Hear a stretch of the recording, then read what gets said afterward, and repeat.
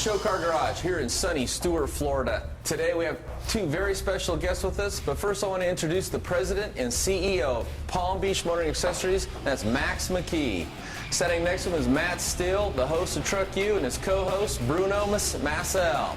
Now Matt is also a spokesperson for Autogeek, and he has his own thing called Trucks Gone Wild. And Bruno, we now sponsor his race car. Can you guys tell us a little bit about that? Sure. Trucks Gone Wild, basically what we're all about is destroying vehicles all over the world, and big ones. You know, the bigger the better. There's a bunch of them that are out there. If you guys haven't seen vehicles like this, by all means go check them out. They're pretty cool. They're stationary today, so the vehicles are staying a lot cleaner and a lot more together than they usually do. So we go all over the place with these big events, and you can check out trucksgonewild.com. We shoot videos and we document all the stuff.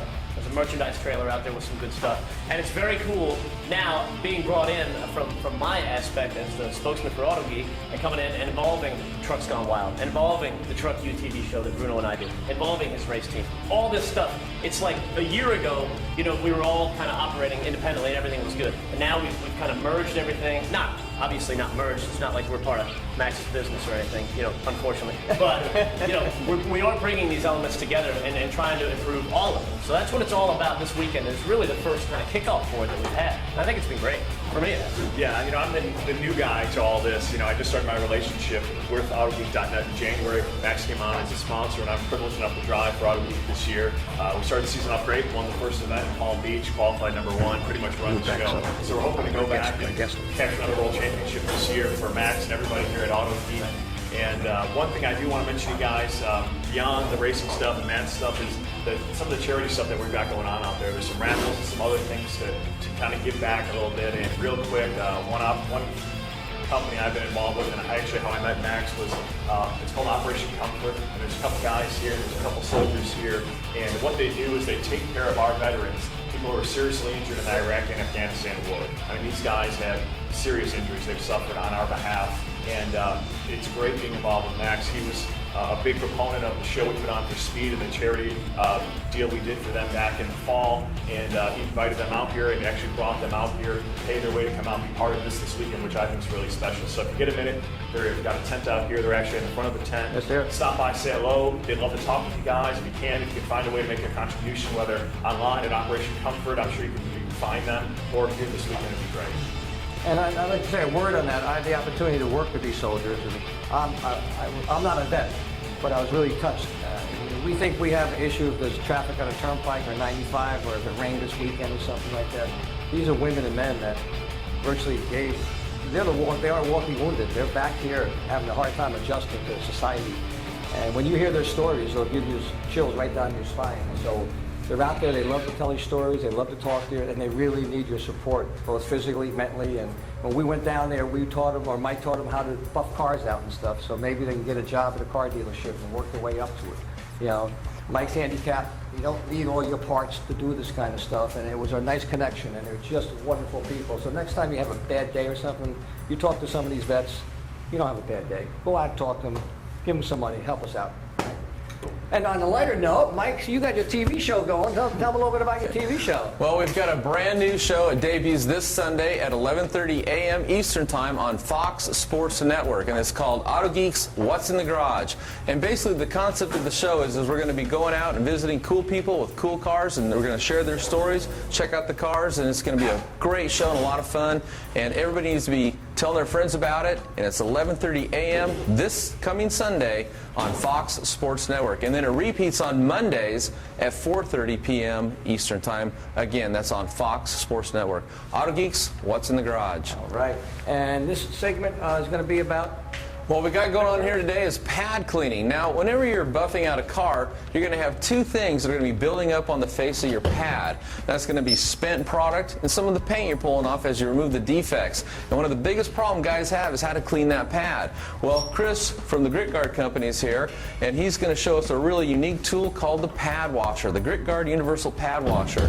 And so that's our next class. We're going to be showing guys how to clean pads, and that's going to help them to create a show car finish because they're working clean.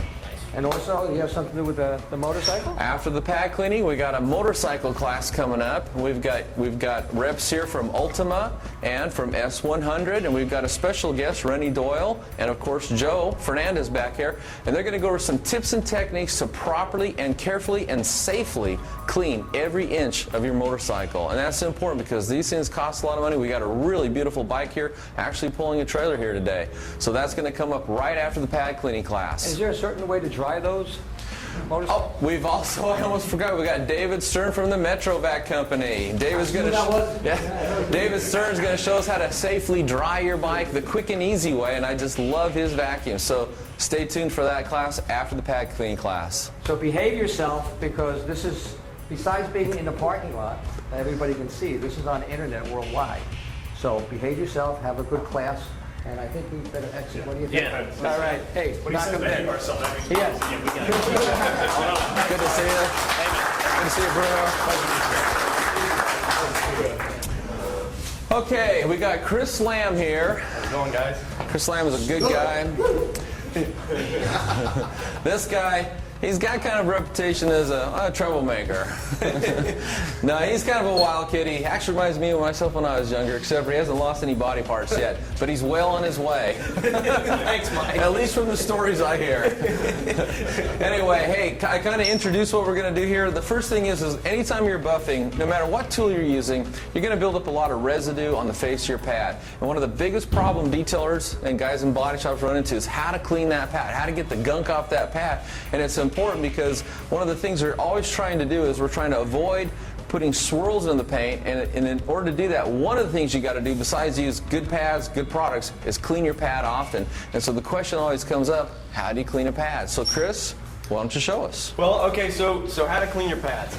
And as Mike was saying, that's one of the most common things that I hear from talking with you guys, DetailFest. I say, hey, what's your least favorite step in the process? And they go, it's cleaning the pads. So what we did here at Grit Guard, we invented a pad washer. So what this does is this utilizes the power of your polisher and the cleaning ability of the Grit Guard insert, which most of you are familiar with, to actually extract all the compound and contaminants from your polishing pads. So without further ado, I think I'll just go ahead and demo one of our products, because I mean the proof is really In the pudding. Yeah, that's right. Well, tell you what, let's just for a second here show everybody how it works. So when they see the water splashing up, they'll understand why. Okay. So inside here, one of the things I always show people is after you use this all day long, the best time to clean it is that day, because you're going to be pulling a lot of that compound and polish residue that's going to end up inside of the bucket. If you let this go for, like I know you guys, weeks and months on time, it builds up, it cakes up, and then it's hard to clean. If you clean it at the end of each day, you just take a hose and blast it, it all just flies out because it isn't compacted yet. But what we got in here is there's a Grit Guard insert sitting on top of these 4 plastic cups with stainless steel springs, so the springs will never rust out. And what this does is you're going to take, and let me see this for one second. This is going to sit down inside of here, and you're going to fill this with water. And the amount of water you push in here is actually, you compress this till it's all the way down, and you want the water coming up over the top of the Grit Guard insert about 1/4 of an inch. So you want the water just barely coming over it.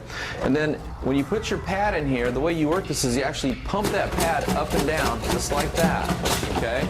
What that does is it causes these spring-loaded water pumps to inject the cleaning solution up into the pad. Then as the pad is rotating over the Grit Guard, this acts like a squeegee to extract the residue that's spent and built up on the face of the pad. And because there's these slots here, all that residue falls down below, gets trapped in the bottom underneath what they call the, I love this name, the vortex insert. Okay? Vortex base. Vortex base. That's why I have the company rep here, to make sure I get all the words right. And this is kind of cool. In order to keep this from spinning, it's got these little rubber boots in here, which will... 3 of which are in the bottom of the bucket. 3 of which, but that's okay. This is just the prop one. But that's what keeps it from spinning as the pads are rotating around. This is the vortex base, but all that gunk gets trapped down underneath this on the top of here. And if you clean it that night, it just flies out up there. You let it build up, you're going to have to get a brush out, some cleaning solution, get in there, do a little bit of work. Yeah, but that's how it works. You just really just hose it out, and you're ready to go. Anyway, that's how it works. It's the pumps. And that's why you got to pump that thing. You'll see him do this up and down, and it's injecting that cleaning solution into the pad. The squeegee action extracts the stuff. Then you bring it up, lift it for a few seconds, All the water slings out, you got a clean pad, you're ready to get back to work. Yep. So we'll go ahead and demo then. Yep, go right ahead. All right. Pick your poison for a polisher there.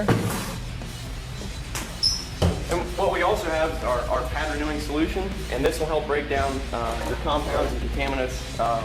You know, especially if you're using any kind of a petroleum-based compound, you know, obviously just plain water is not going to clean that out. So you're going to need to use something like our pad renewing solution. So I'm going to go ahead and hit this with about 3 sprays here. And this will work with any polisher, won't it? That's right. So we have a Cyclo up here. We got the Porter cable, but that means it'll work with the the Griot's Garage. Yep. It'll work with the Meguiar's DA polisher, and of course the Porter cable. And we got the Flex down there too, the 3401. Yep. Show us how it's done. What RPM are you on? I want to start off the lowest speed setting, just to get rolling. And for this demo, I'm going to do this with the lid open. But you would normally place this in here, close the splash guard lid, and then you know, proceed to start the pad washer from there. But see, if you take a look, this actually, the compounds are already starting to come out of the pad here. I mean, just in a couple rotations, you know, this has agitated the pad enough and extracted most of the compound. But I'm going to go ahead and continue. I'm going to push down. That's going to pump the water up, and then swing the pad a little bit. I'm going to go ahead and spin it a little. Looks like it's a new pad, so It's got a little fuzz coming. Yep, That's normal. That's Yep. normal. Yep. And there you go. So there's a pad that's perfectly clean. I mean, if you look close on this thing, there isn't any compound left, and you know it's not going to damage the pad, and it'll actually extend the life. So. And you're working clean now. That's important when you're trying to create a show car finish. Yep. Next. So okay. So next we'll try on the Flex DA. How about a dirty pad? Sounds good. I'll trade you. Okay.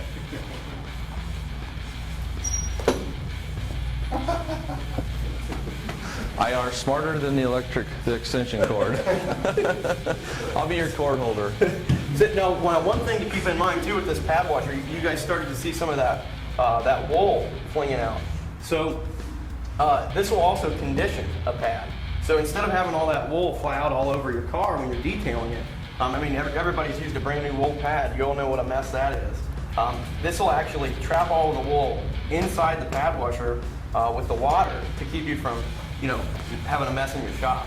Yeah, what happens when you fire up, you've never used a brand new wool pad, when you put that on a rotary buffer and fire it up, there's a lot of loose wool fibers that are going to come off, and they just end up all over the car, all over the floor. They come together, they form what we call little wool dust bunnies all over the place. Then you got to try to vacuum them or sweep them and get them on the floor. When you take the pad washer and run a brand new pad, and I usually do this for all the videos we make. I come out a couple days before and I take brand new. We want to use a new wool pad in a video, but I know what's going to happen if I turn it on the video. It's going to be sheer and cheap. That's right. So I will come out here and I just condition the pad. It gets rid of all the loose fibers. Then we make a video. It's ready to go. Yep.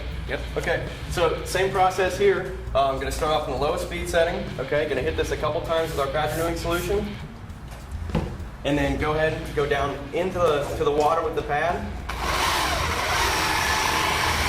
What speed setting are you on? I'm on the lowest. Okay. So it's the number 1 on the Flex 3401. You take a look. See, it's starting to clean up. So you still got a little bit left in the middle.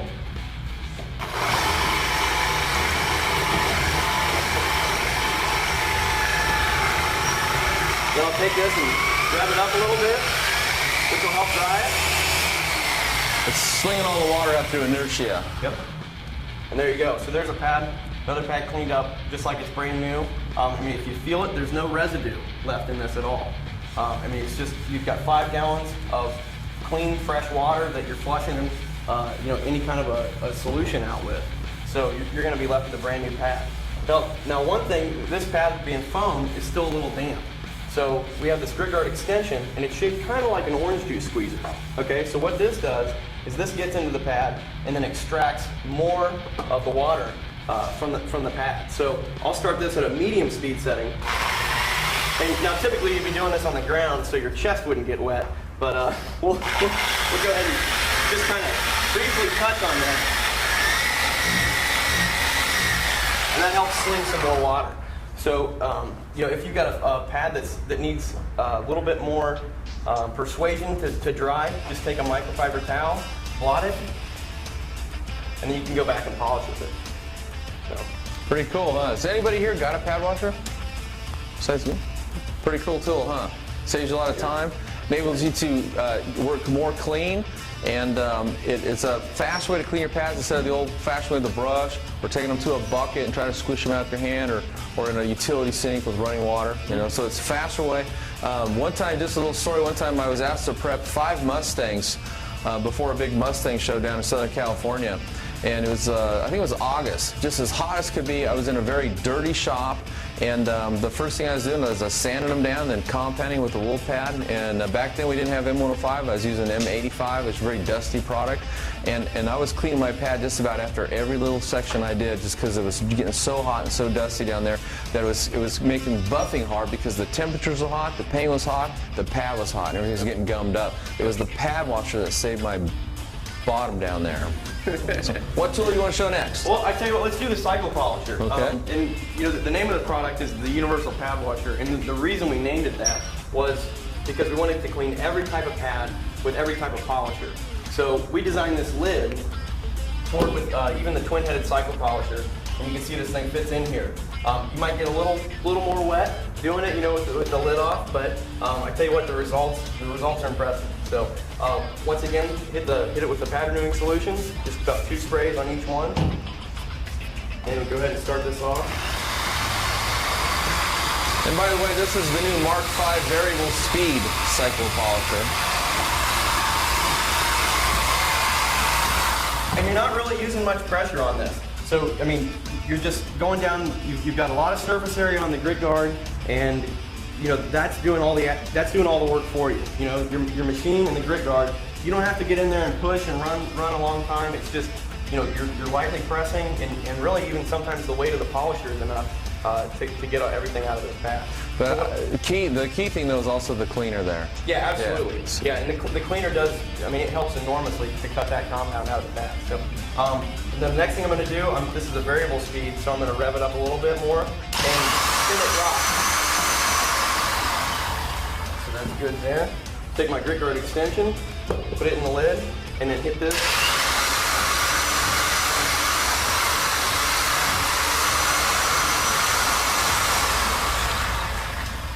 Use a little microfiber towel to dry it further, and then I can go right back and polish with this machine. Perfect. What else do we got? One more? We've got one more to demo here. Do the new quarter cable. Okay. Another thing about this grit guard extension is the flexibility in this, and I'm going to grab this insert here. If you have let's say a wool pad where the center is really tough to clean, or a concave shaped pad, you would put the grit guard extension here in the center. Also on the bottom of the grit guard extension though are slots which allow you to place the grit guard, or the extension, anywhere along the grit guard insert. So I can place it further out.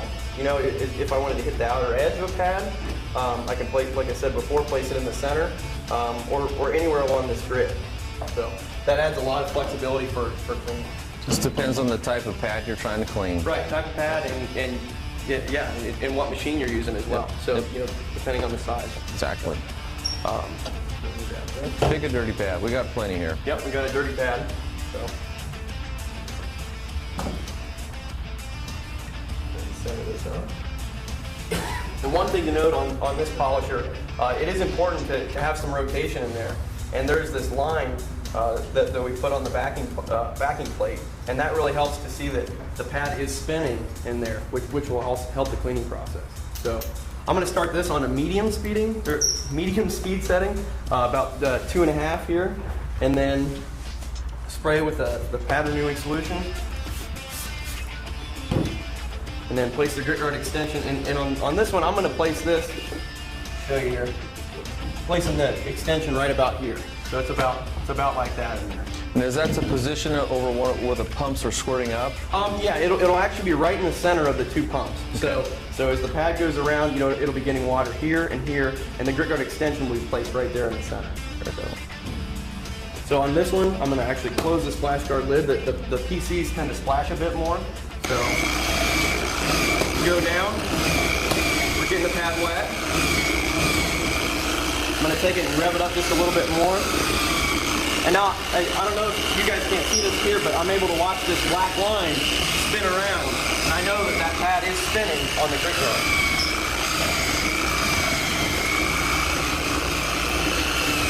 Once again, I'm not pushing hard. I'm just going down into the water and pumping some water up at the same time.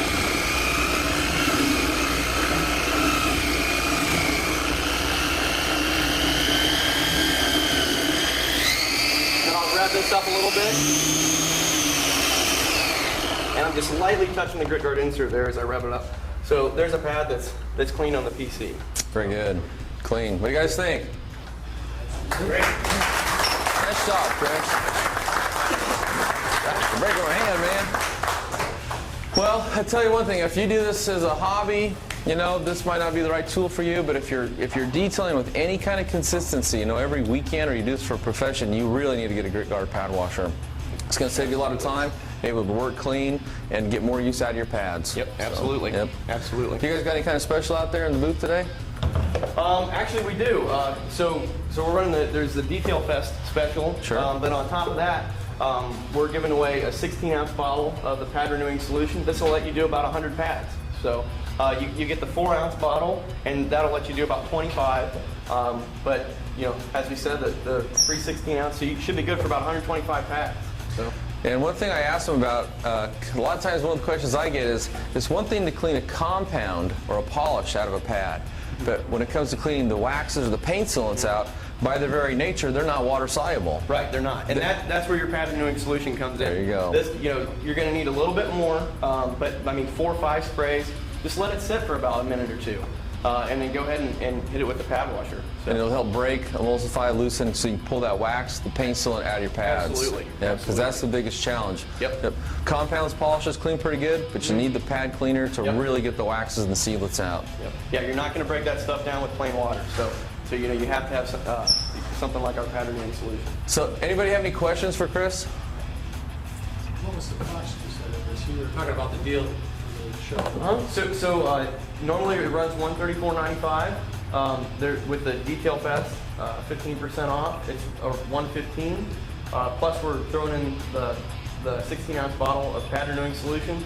So that normally sells for $13. Essentially, it's $150 value, all for $115. Man, that is a killer deal. Yeah, that's a pretty good killer deal. DetailFest. High initial cost, a lot of people are kind of scared, but man, once you have one, you're never going to be without one. Yep. So, if nobody has a question, I have one. You ever been shocked?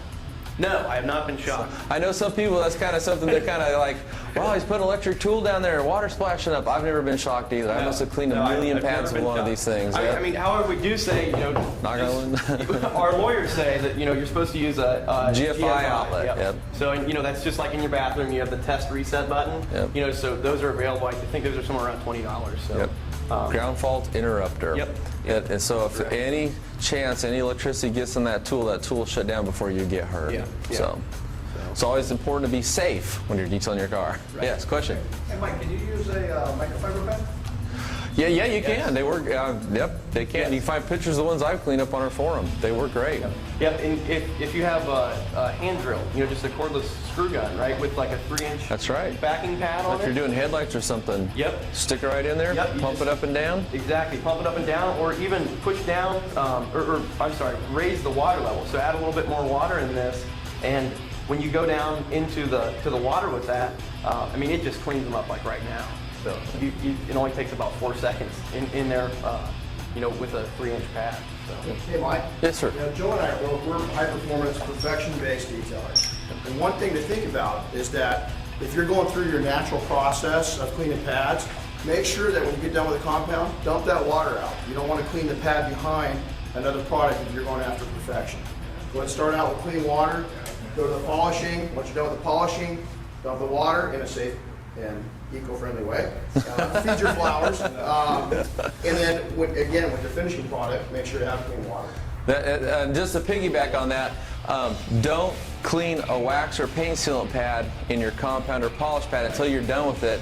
or you'll introduce things that add a lot of lubricity and will mess up your cleaning solution. So you definitely want to keep those separated.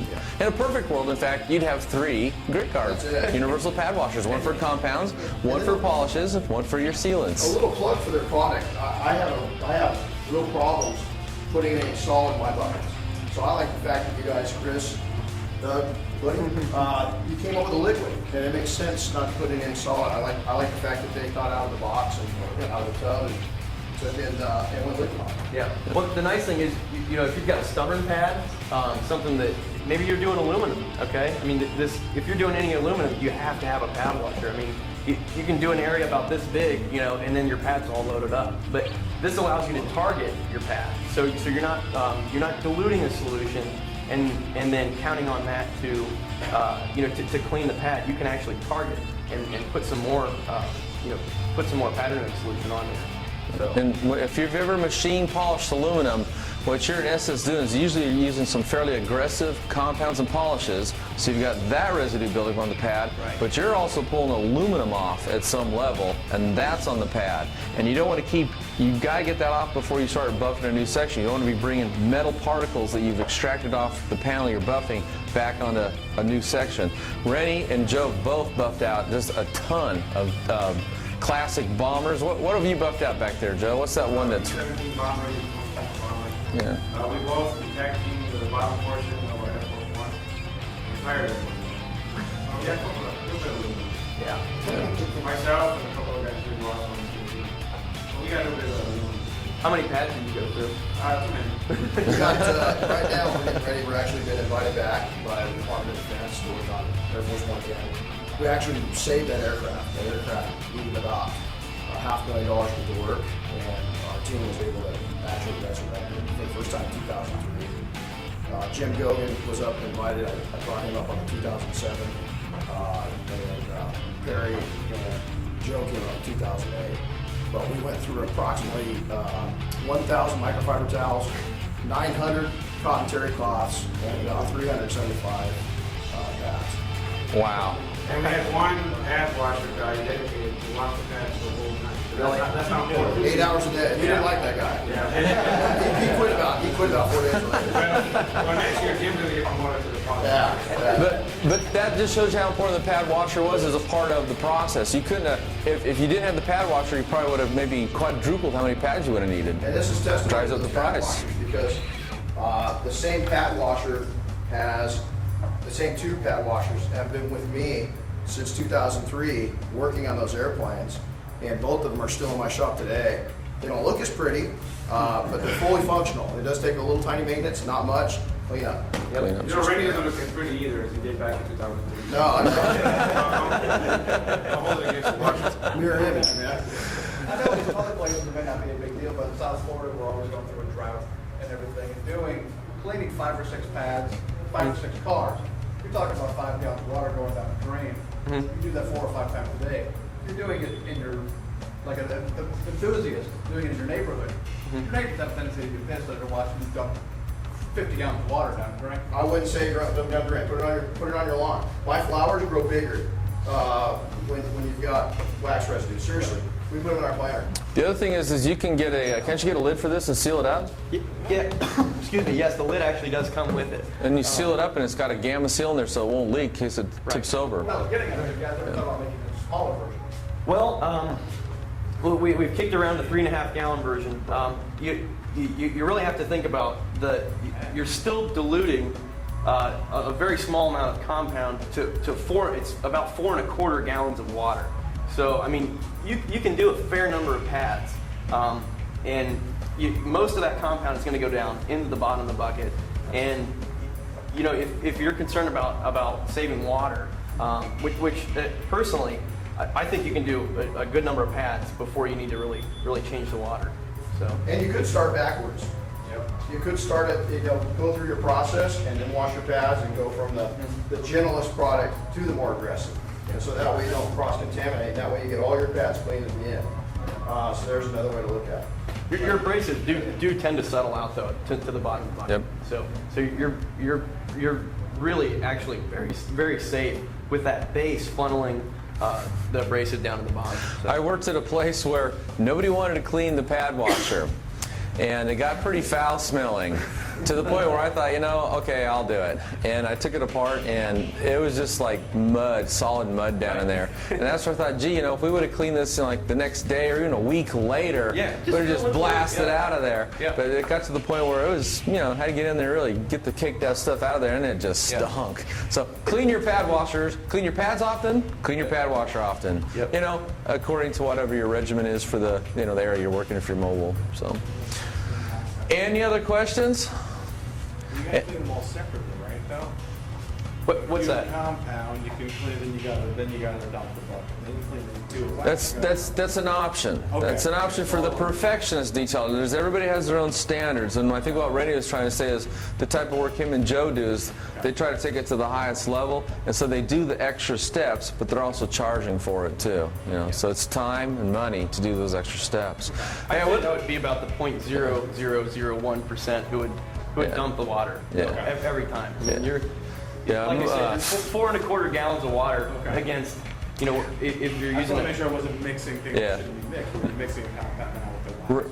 Real world, you'll find guys put the water in there and it changes it every month or two. They're not the fastidious people that are doing it as often as we preach. I would like to also introduce Doug Lamb back there. Doug's a good friend. Doug is the guy that invented the grit guard insert, which is what we use in the dual bucket and the single bucket wash systems. And the whole idea where this came from, is it a Maserati or Ferrari you're washing? Yeah, so he would wash his car one weekend and then polish it all out and get all the scratches out. Then he'd wash the next weekend and see the scratches come back. So he figured one of the ways that he could learn, or he could help to reduce the amount of scratches he was instilling, was after he takes and say this is a wash mitt. I have a wash mitt here somewhere. After you wash the panel, you put it in your wash bucket and all the dirt comes off. He invented this grit guard. So what you can do is bring your wash mitt down, kind of rub it over the top of the grill. That agitates and lets all the dirt fall down past it. These veins keep the water from swirling it back up on your wash mitt. It helps you to wash cleaner. And then in a perfect world, you'd use 2 buckets. So you'd use one as your soap solution, gather some soapy solution, wash the panel, put it in your rinse solution, agitate it against the grit guard, leave the dirt behind, regather some soapy solution, wash your car, and it's going to dramatically help you to reduce taking dirt off one panel, just putting it back on another panel, reinstalling the swirls in your car. That's where this really came from, and then I think that's where the story behind the grit guard is. You took this idea and took it to the next level and made a pad washer out of it. We found it was such a good cleaning service that we went ahead and adapted it right into the bucket system. Yep. And also, we have like a cycle polisher with the brushes for cleaning carpets. Good point. It really works great for cleaning those. The brushes are inverted, they're rotating, the dirt's going to fall out, go down in the grit guard, and go to the bottom. It works very well on that. Also, if you were cleaning each individual pad one at a time in the sink, you're going to use a lot more water than if you use just a pad. That's correct. That's true. Yep, that's correct. It's like your dishwasher. It's the same thing. They say don't rinse all your dishes off because you're going to actually use more water doing that than using the dishwasher. So, yeah. Anything else you'd like to add, Doug? Well, another thing, your wife is going to be a lot happier if you don't put your butt in the hair. That's right. In your washing machine. That's right. And they're with the dainties. Yeah. Okay. Hey, we got a question back here. Quick question. I got Sam Lankford here. I'm using 2 bucket system with grit guards at the bottom. And I've heard people saying actually double up the grit guards. Am I taking it to the extreme, or is it different? Not really. It does make a difference because it is broken up into 4 quadrants. There are twice as many fins there to settle out that water and keep it being stirred up again. If you take a mop, not a mop, but more of a brush, if you do like a horsehair brush on the top of the vehicle or RV, anything like that, when you pull that up, you're going to suck up, create a suction there, pulling the water. Those veins help settle that water out. So what? Yeah. So. Also, there's a gallon of water underneath each grit guard. So simple thing is, you've got about 4 gallons of water in the bucket. A 5-gallon bucket. 50% of the water is protected underneath grit guards. But most of all, Doug wants you to buy 4 grit guards. Did I say that out loud? Tom, you're way behind. We're on to the 6 bucket system. Hey, and one other use for those is if you do any hand sanding or even machine sanding, if you're using like Avalon pads, put those grit guards in the bottom of your sanding buckets, and then any particles that come off your sand papers or your sanding discs, same thing, they get trapped. You don't get them on your discs, and that causes pigtails or tracers when you're doing hand or machine sanding. So that's the place I use them. Is that it? Well, very good. Hey, how about a big round of applause for Chris and Doug? Good job. Okay, we forgot about that. Hands on. Let's clean some pads. Okay, well, you covered everything without the PowerPoint. You did a great job. You got a good son here. Got to keep him alive, keep him out of trouble. For everybody that's in here, we have full-on detailing classes, our Detailing 101 and 102 coming up on May 14th and May 15th. Detailing 101 is showing you how to use what we call generically the DA polishers. That's everything but the rotary. We bring in a rental car. I try to pick something that's dark in color so you can see the before and after. All the rental cars to date that I've brought in here have been just completely trashed. They completely need buffing. You'll never find anything worse to buff out. But the Detailing 101 is how to use detailing DA polishers to go through the complete system, removing scratches, swirls, water spots, polish to a high gloss, machine wax, and even machine remove the wax. And then Detailing 102 is we teach hand sanding to remove orange peel and other kinds of surface imperfections. And then we teach how to use rotary buffers with wool pads and compounds to remove your sanding marks. We teach how to use the rotary buffers with polishing pads, foam polishing pads to polish to a high gloss. Then we show how to finish out with the DA polisher for a true show car finish. Anyway, those are coming up on May 14th and May 15th. There's flyers on the desk. If you want to go to this class, I haven't heard if they're filled up yet, but if you want to go, you want to get signed up before they fill up. We allow up to 30 people for the Detailing 101, but we cap off the Detailing 102, I think at 15 people. We like a high concentration of instructor to students for that class. So, and with that, thank you. And next up is the motorcycle class. So.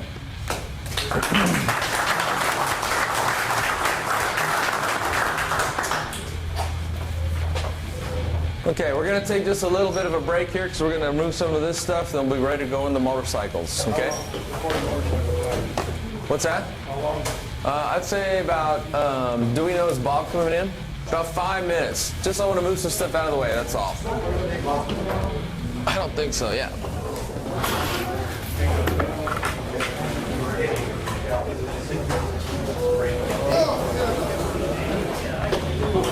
Hey, you did a great job, yeah. Thank you. It's fun. Yeah, I just kind of like, I just had to jump into the demo. This is all right.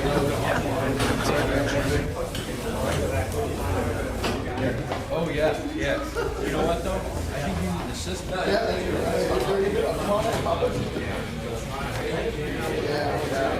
I'm sorry. You know what, though?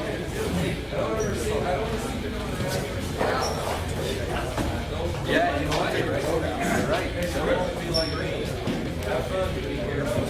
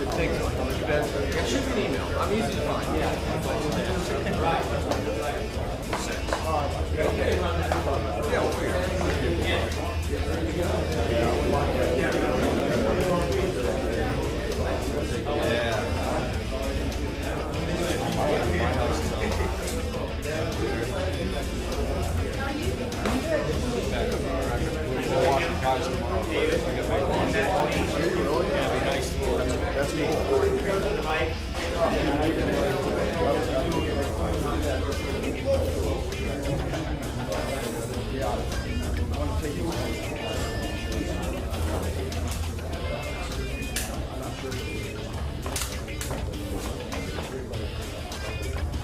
we need to get everybody to take their seats. We're ready to rock and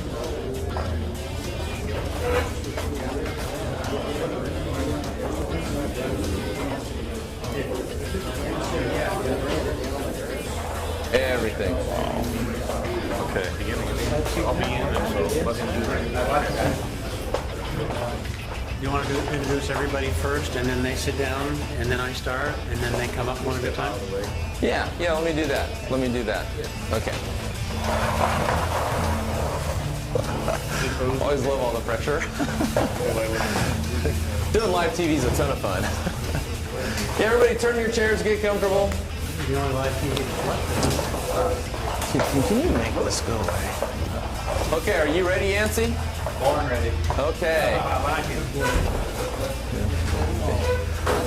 Welcome back to Autogeek's Show Car Garage here in sunny Stuart, Florida. We're going to go through a how-to for detailing every inch of your motorcycle. And I have 4 very special guests here with me today. First off, I've got Steve Gay with S100 Products. Next up is David Stern with Metrovac. Next up is Rick Vale with, who do you like to go with, Ultima? Premium Finish Care. Premium Finish Care. You guys have a lot of different products. Right. Then we got Sam, I'm not sure your last name. Lankford. Sam Lankford. How long you been in this industry? All your life. So whatever these guys say, you want to be taking some notes and get ready, because they're going to show you really how to get these bikes clean, polished, and ready to get back on the road. Tell you what, let's start over here with Steve. Steve, you want to go first? I do. Thanks for having us. Appreciate it. You bet. S100 Products started in the early 80s in this country upon us using a simple premise. And the premise was you'd rather clean 5 cars than 1 motorcycle. Motorcycles have so many services, nooks and crannies. They're very, very laborious to clean and very difficult to clean. A bucket of suds is a very, very slow way to attack the problem. Some people in Germany, some very smart people in Germany said this is a ridiculous way to clean a motorcycle. It's also not the best way for the motorcycle to actually clean it, the bucket of suds approach. So what they came up with was a product called S100 Total Cycle Cleaner. Okay. And S100 Total Cycle Cleaner is based on basic, very concentrated, water-based detergent technology. No more petroleum degreasers on motorcycles. So it's very safe. Very safe. A lot of surfaces could be stained if you use the wrong ingredients. Yes. And the problem also with your old-fashioned degreasers is they're rough on the environment. They're rough on your driveway. And they're not so great on the rubber parts on the bike either. So it's eco-friendly. It's eco-friendly. Very good. So, and the Germans are noted for eco-friendly. They do eco-friendly over there very, very well. Why clean a bike in the first place? Well, most people would say, so it'll shine and be beautiful. And there's a good answer for that. That's a fair answer to have. But there's a bigger reason, and that is where you have dirt, you have moisture trapped. And when you have dirt trapping moisture, you start a corrosion cycle. Corrosion. How many people here have lawn and garden equipment that they don't bother to clean too much? You just kind of put it away dirty because you don't care too much about it. Then eventually, 2 or 3 years later, you get around to cleaning it. And you take it out and you spray some product on it, or you scrub it with some kind of soap. And then you hose it off and you geez, all the places where the dirt was, the paint's gone. It's rusting. It's rusting. Yep. And that's because you cannot have a metal surface, painted or unpainted, covered with dirt, because the dirt's trapping your moisture, and that moisture can never dry out. And then the surface starts to fall apart. It starts to corrode if it's bare metal. If it's paint, you have a risk of it springing the paint. You know, a good example of that is chrome wheels. Chrome is very impervious to just about any kind of attack. But if you got the seam in the chrome wheel, you oftentimes find rust there, because if you don't clean the dirt out of there, just like you said, it traps the moisture, and that little bit of dirt and moisture is enough to actually get somehow underneath the chrome, cause it to peel up, and then it starts to rust, and it's over with. You got to replace the wheel or have it re-chromed. And it's all just from 2 simple things, dirt and moisture. So. What the chemists in Germany determined also, that the bucket of suds really wasn't the way to do the job. Problem with motorcycles, unlike automobiles, is you've got so many nooks and crannies. just an incredible amount of nooks and crannies to get to. And a bucket of suds will only go so far. You can get the exterior surfaces done, and this bike, of course, is a fairly enclosed version. We've got bikes that are much more open. Much more open, a lot of tight, hard to reach areas. Frame, Yep. swing arms, Fins. things like fins, you name it. And so getting down in there with your scrub, with your sponge and a bucket of suds, you're not going to get in there. And so what happens is you've got a very pretty bike and everything at the end of the day, but it's still dirty in the places that you couldn't get to. And that's why modern detergent technology with a penetrating feature, in a way this really acts like an oil, almost like a penetrating oil, the way it's built. It actually creeps. So once down it into gets those on there, places. it starts to seep and it travels. Exactly. Sure. It travels and it finds all those places where the dirt is. And then it's just a matter of getting a good spray nozzle on it and getting the whole thing wiped off. One thing before we start talking about actually applying the product, and we can't do it here because we're in a dry situation. This is a spray-on, hose-off product. Is never ever clean a motorcycle or an automobile in the hot sun on a hot sunny day. Yep. If you have a surface that you put your hands on and it feels really hot, you're not doing it any favors at all by starting to spray chemicals on it. Yep. The surface is at its weakest, and many chemicals will dry on very, very quickly. Ours is quite concentrated. That's how we get our horsepower for cleaning.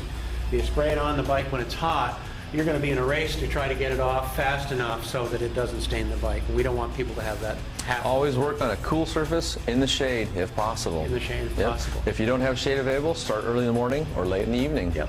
Yep. We say wheel the bike out of the garage first thing in the day. Yep. Sun's low on the horizon. It's not too hot. It's a good time to clean your bike.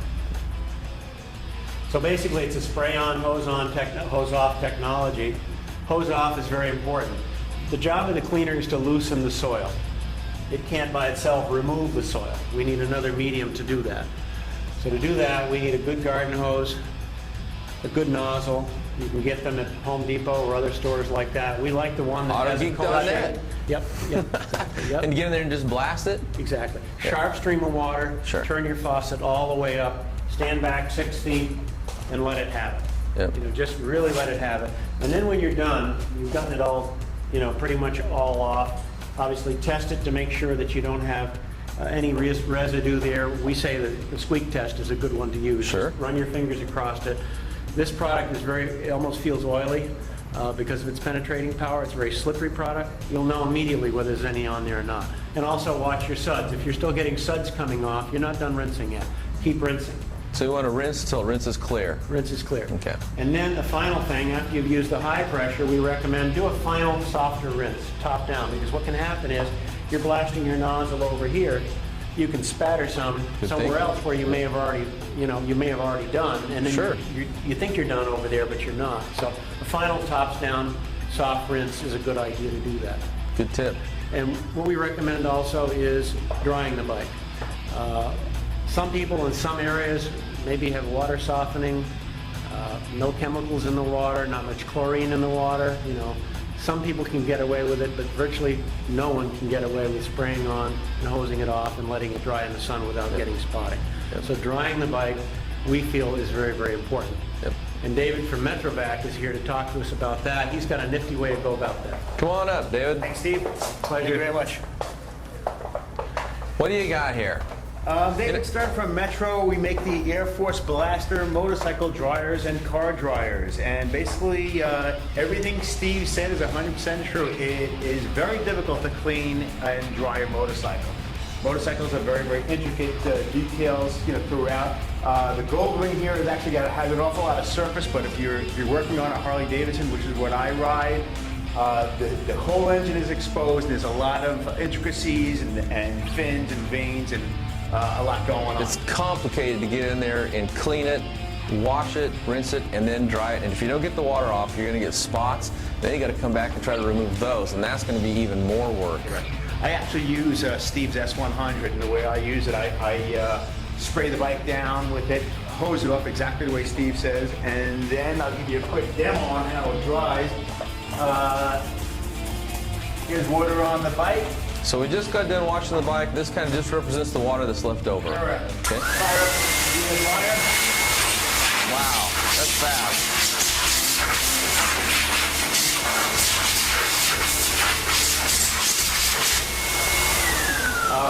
This is the easiest quickest way to dry a motorcycle or a vehicle. And every time you touch a chamois, microfiber or towel to a motorcycle surface or a car surface, you're actually scratching the finish and you're taking the wax off the finish. This is completely touchless, completely safe, and blasts the water clear off the bike and every lens, crevice, you name it.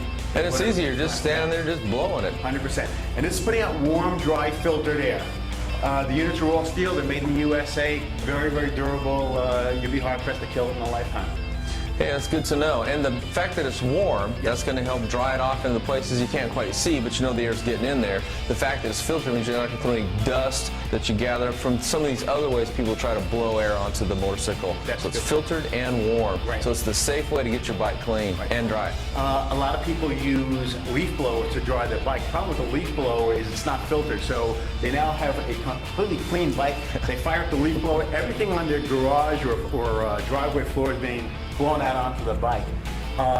Other people use compressed air. The problem with compressed air is you get moisture, oil, and sediments that build up in the lines, and that blows out of the bike. So again, warm, dry, filtered air. The water evaporates and no water spots. So this is actually the best way to get your bike dry. 100%. Yeah, thank you so much, Thank you. David. Appreciate That's great. Well, next up, we're going to go back to Steve. What do you got for us next? Now we got the bike all washed and dried. Now we're ready to start doing some actual work to it. What are we going to do first? Well, one of the things that we get as questions a lot at our email address is, how do I know when I need to wax the bike? Okay, that's a good question. Go to wax is always a good idea, but maybe I waxed it last week or last month or whatever. What we suggest is, as you're rinsing the bike off, watch how the water behaves. Okay. If the water's coming off in sheets, you're ready for a wax job. Okay. If it's coming off in sort of oblong droplets, Okay. your wax protection is pretty much gone. You got to think about it. What are you looking for then? What's the sign? The sign that you have enough wax on there for us is it comes off like little ball bearings. You know, you have the nice round ball Rolling, bearings. little beads rolling off. Little beads rolling off says you've got enough wax on there. And we don't generally recommend that you wax your bike necessarily every week. Yeah.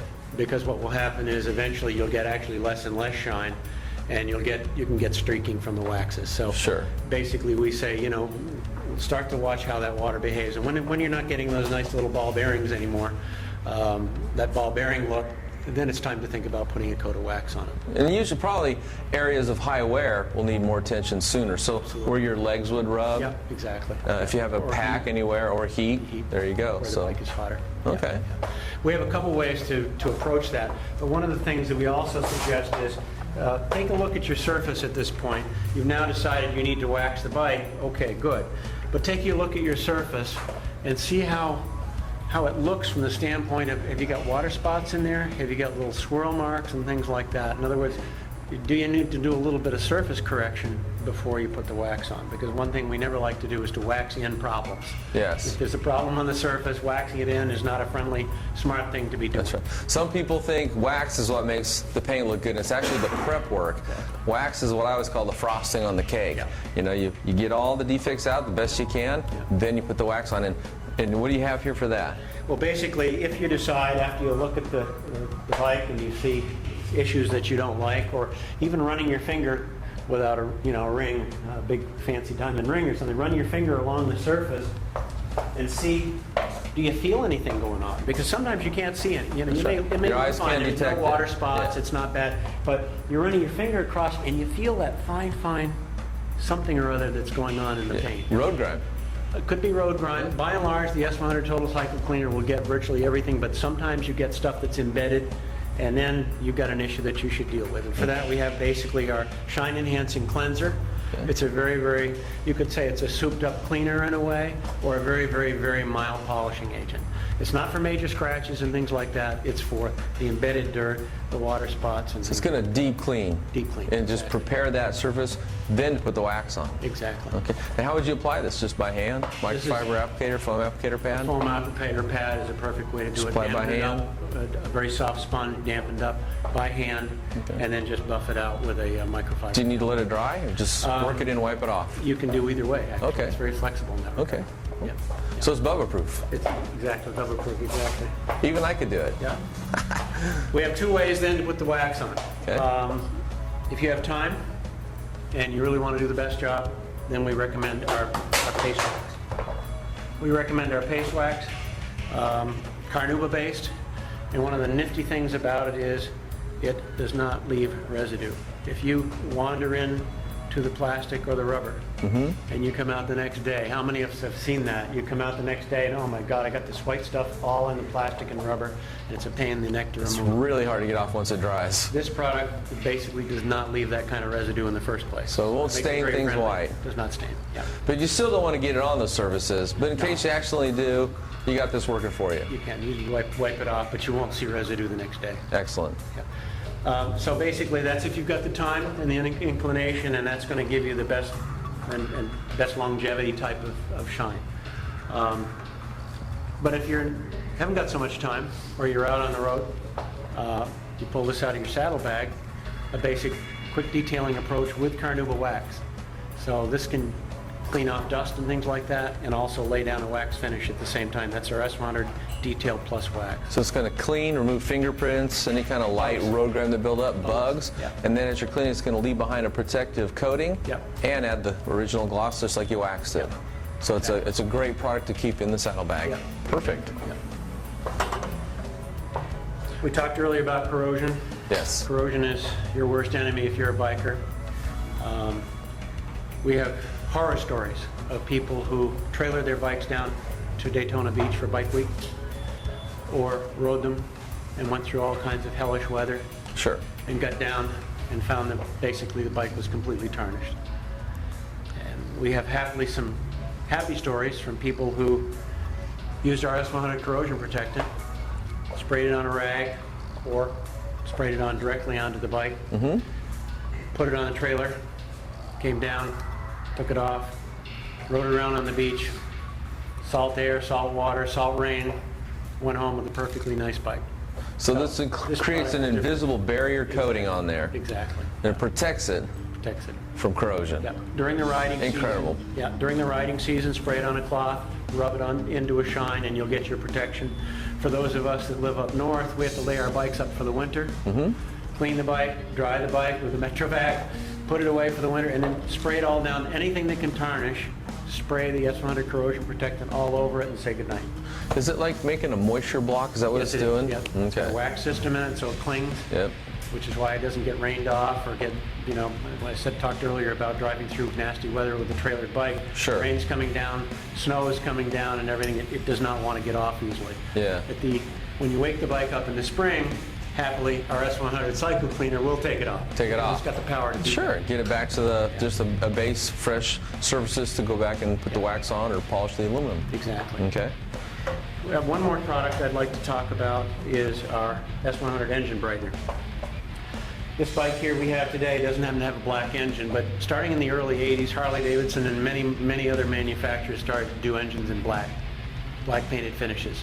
And they look neat, they look sporty. Many people prefer that flat black finish. The problem is it doesn't stay black very long. 10, 15,000 miles on a Harley and many others, not because this bike isn't well made, but because it's just the heating up these engines, particularly the air-cooled engines. It just takes that the moisture and the lubricity out of your paint, and so it doesn't look black anymore. It starts to look gray. Kind of a dingy gray. A dingy gray. Yeah, a new bike could look old. Yep, Yeah. exactly. And we came out with a product, basically you wash the bike, dry the engine, get it all as clean as you can get it, and then you can spray on our S100 engine brightener, which has a really neat applicator, so that you can get into the cooling fins and all the small areas without having a lot of overspray. The nooks and crannies, but basically you can bring the engine right back to where it was when it was brand new. So you just kind of use it like a can of spray paint? Exactly. Get in there and Mist it on there, Yep. let it sit for 5 or 6 minutes, fire the engine up, bakes it in, and you're good for probably the better part of the riding season. That sounds really easy. Yeah, it's very, very good. So the S100 program is basically built as a comprehensive program to take care of everything you need to take care of on the bike. I guess the biggest compliment we get are from dealers who say, you know, I can tell who's been using S100 and who's not when they bring their bikes in for trade. I can look at them and I can tell. And the S100 bikes look better, they're lasting longer, and guess what? Resale I give value's them higher. better trade-in value. That's right. Because I don't give good trade-ins on rusty bikes. Yep. That's the Well, bottom you can't go, line. it's too hard to go back and undo that kind of damage. Yeah. It's more than just detailing. Yeah. You've got actual corrosion there. Yeah. That's going to cost some money. Yeah. No one's going to want to buy it. It's going to look good on the showroom floor. Yeah. But we all know, for one reason or another, bikes that aren't well cared for, or maybe used bikes that you happen to buy, come with problems. And so we've got some gentlemen here from Ultima who are going to talk about what to do in a situation where you have a nasty corrosion scenario going. Well, let's get right to it. Come on up, Sam. Thank you so much, Steve. That was great information. Okay. What do we got here? Let's pull this roll around right up here. Now, that'll be great. Like I should have mentioned before already, a machine of investment like this right here is quite large. Yes. It needs to be properly taken care of for longevity, and as Steve had mentioned already, when it comes straight in time. You want to maintain the value, but you want it to look good while you're cruising. Oh, yes. Yeah. Well, it needs to be impressive, both to you and the folks you're riding with and around. Sure. Now, one of the things that we have found that on a lot of the bare aluminum, now that bare means It's uncoated. Yes. non-clear coated, Yep. is after a while they start to get corrosion on it. So to take that off, we have a product, it's called Aluminum Restore. And when you have on it, it's just a spray-on product, right onto whatever surface that you're going to be working on. Make sure it is not clear coated. Now, to check for clear coated or not, if you don't know, just take an aluminum polish and put onto it. Put that turn residue black residue on it. Put it in. Sure, put on like a soft piece of white Sure, cloth. soft piece. Just rub softly. Place on. When you turn that over, you should see a dark gray residue. And if it comes back still the color of the polish in the t-shirt, then you know you got a coated piece of aluminum. Piece of aluminum. So you want to make sure you're working on bare aluminum, straight aluminum. Bare aluminum, Okay. spray this on, all that for the, and what we, on all of the products, we put the directions on so that hopefully they'll follow the directions. Sure. And give it a few seconds time and then just hose it on. Now, and for those areas that are difficult, you might need 2 applications on it. So that's the aluminum restore. That's for all the, as I call it, your non-ferrous or non-iron bearing, your copper, brasses, bronzes, whatever it is. Now, if the aluminum is dull with oxidation, is that going to take some of that off? It will take, that's what it's designed for, to take that oxidation off your surface. So now, with that removed, now you can polish the surface. So it's doing the grunt work for you. Sort of, more or less, it's doing the heavy lifting work for you. So you don't have to do Taking some of this elbow grease out of the job. Okay, that sounds like good. I've polished a lot of aluminum in my life, and so I know a little bit about it. You do have some, yes. Yeah, well, not thinking, but okay.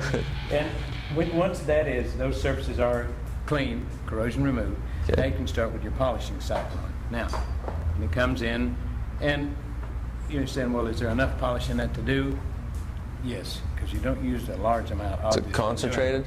Very concentrated on it. One thing about it, in this polish, the abrasive grain that's in this polish is very unique to it, in that it does not create a problem of its own. It'll take out what's there, bring it back to its full coloration on it, but it doesn't leave any scratches of its own. So like the grain in some polishes are so hard it won't break down. Yes. And they'll remove what's there, yes, Yes. but then they start leaving some signs. That's right. They remove the oxidation, but you can tell everywhere you rubbed it. Now what are you going to do? Now what are you going to do? Well, new problem.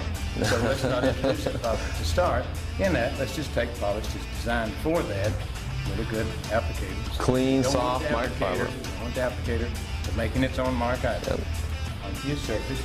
And the more you rub, the better it's going to look. So if you can get to it with a machine, that's good, but if not, by hand, you'll see that black residue start to appear. Or you rub it and come back with the microfiber towel that's supplied with it.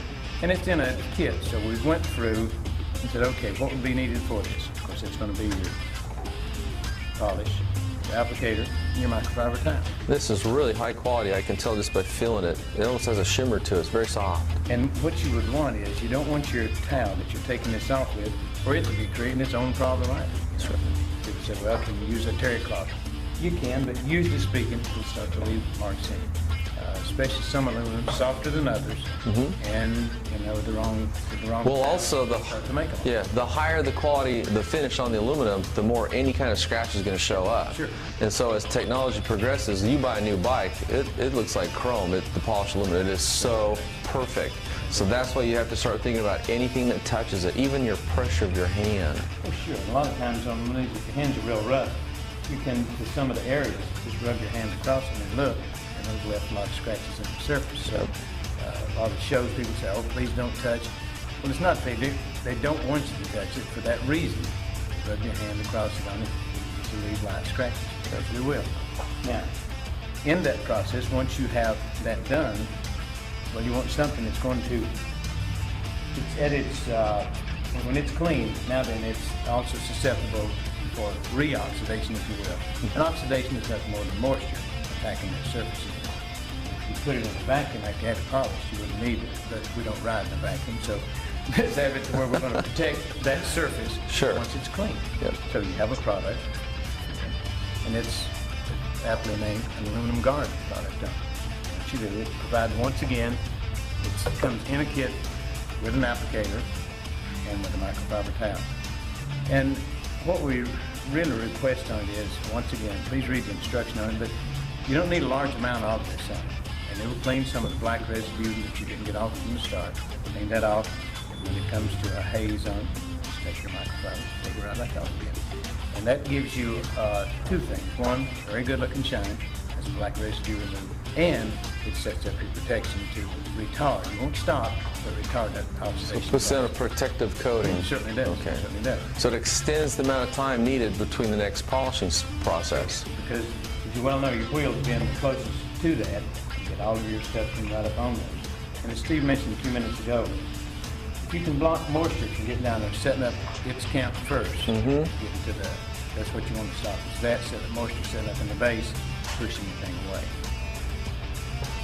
Once those are done, and you're back to your painted surfaces, and you have your painted surfaces prepped for the occasion, if you will, and that will be cut by your wax, or in this case, a sealant that you're going to put onto it. Called aptly a CycloGuard Plus.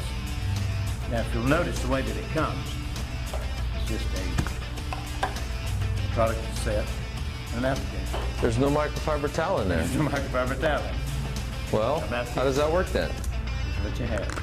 Okay. Once your surface is ready for your product, and once again, please follow the directions on it. It's 1, 2, 3, spritz onto your towel, and mop it onto your surface. Now, what we're saying is, let's count this as just a panel. Set this back here, this side up here. So this is just one panel right here. Just one panel. Okay. And you would start. And insert the motion to rub this in into all these surfaces. So I'm noticing you're putting on paint and plastic. Right on two. And if there's any rubber around, now then when it's done, that's in a linear motion.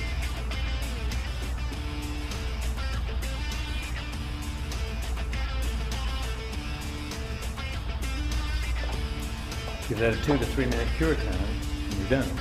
No microfiber towel needed. That's done.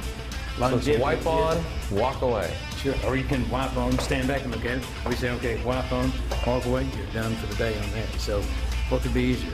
That's easy. And protection-wise, as Steve mentioned how to check it out on the protection, you know, folks will say 1 month, 2 months, 3 months, whatever. Just give it the water test on it. And when it's a bit larger than, or it's too oblong of a ball bearing, then it's time for a reapplication. But should you get this onto here, any of those, fine. It's not going to turn it white. In fact, it's making it look, has given it a nice dark Sort of sheen. a lot of the sheen Yeah. to them. Back to the factory fresh look when it's brand new. So when you have at this time, you know, and Steve mentioned also, a lot of your waxes that you're putting onto it, if you get up into an area, say here, you're up onto the seats or whatever. Sure. Then you come out, and there it is. So it takes away that beautiful job that you just done. There it is. Now you're having to scrub that. It's white back stain. on. So, Yeah. and with this applied also on your, applied to those surfaces on it. And it does not give those surfaces that slick slide off feel on those. Okay, and that's important on a bike. Exactly, and you don't want, for those surfaces that you have here, you want them just to look nice, and that you don't want that interrupted line of when you put the polishes around. Because usually when someone comes to look at a good looking piece of equipment like this, they come more to find the flaws that you've left than they do to look at how good it looks. You know? That's right. It's kind of human nature of it. Yep. And people can find a flaw with anything if they look long enough and hard enough. There's going to be something to interrupt Yeah. yourself there. Yeah. So, but that is, that's how the products do come packaged. And we went through each process to say, okay, in doing this, what would be done? What would be needed? Well, as in the, go back to for in the restore, that's first off, one of those areas that are non-clear coated, get that oxidation off for your starting process on. Any questions you might have? Well, I'll tell you what. Does anybody here have any questions? That's a great showcase of the parts you have and how they work on a motorcycle. Actually, for everybody here. Would you guys come back up here, all of them? Come on, Steve. Come on up, Rick. David. Does anybody got any questions? We've got a question back over here. Go ahead. On the Metro Blaster, yes, that filtration system, is that a disposable filter or just something you clean out? Good question. Foam filter right in the back of the unit right here. And it slides right in and slides out again. And you can rinse it a number of times, just make sure it's dry before you pop it back in. And then eventually you'll want to replace it. Good question. Anybody else? Ready? Would you like to add anything? You know, one thing as a bike enthusiast and somebody that takes care of bikes is a lot of the times my clients don't understand the factor of tire dressing on bikes. It's something that I try to stay away from. I've had a couple of real interesting scenarios. I like to have mine tires in my car looking ghetto, as I call it. I want them really, I grew up in East LA and I lived apart. I took and did my tires the same way on my bike, and it was a slippery situation. My tire, I'm sitting there, my friends are going, my neighbors are pointing at me, and I think they're saying, hey, your bike's cool, and I'm giving it a little more gas, and it's not going nowhere, and all of a sudden I look in my rear mirror, and there's smoke coming off the back tire. And it just gotten a little bit, and you would not believe how little bit of power in a bike it takes to make that rear tire spin. Well, not only that, performance bikes, where you're getting over in the curves and everything like that, you get into the sidewall. If that sidewall is greasy, you could be going in a direction you don't want to go in. We decided a decade ago that this was a product type, even if we could come out with a better one that was out there, and we were just going to stay away from it. So we basically don't. It's not a business we want to be involved in. Dressing a tire is not something we recommend on a motorcycle. And it's something I noticed we didn't bring that dressing the car because it was asking, it's an invitation to this asking. Yeah. So many variables there, it's rather not. Yep, it's always a good idea on a motorcycle to be safe. Yes, absolutely. You know, Yes. to plug a little bit is Steve's product's a fantastic product. I've got it sitting on my shelves in my shop. And Blaster, mine doesn't look that pretty anymore. It's pretty beat up. It's been all over the place. I got to get some product of yours just to get it on the shelves, give it a try, play it a little bit. But professional products make a big difference on bikes. I would much rather pull my fingernails out a lot of today's than sit there and detail a dirty bike. So if you want a price for a bike detail, call Joe.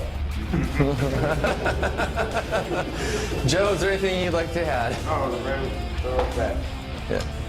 Yeah, it's actually very thorough. You guys covered everything. Well, one thing I would point out, and I've owned 3 big bikes, and I almost lost my leg 3 times on them, and finally I took a boat to do it.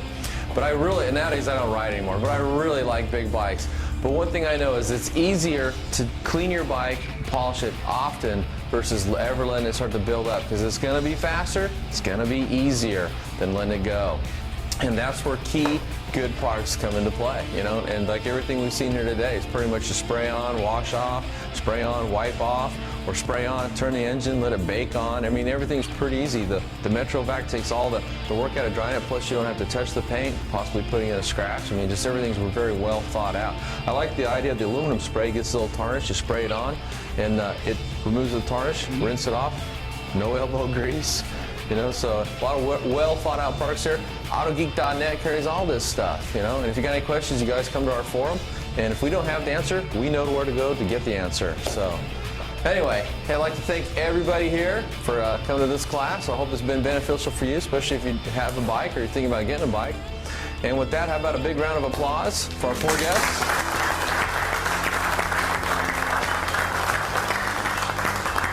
And with that, I think the clock on the wall says it's just a little after 2.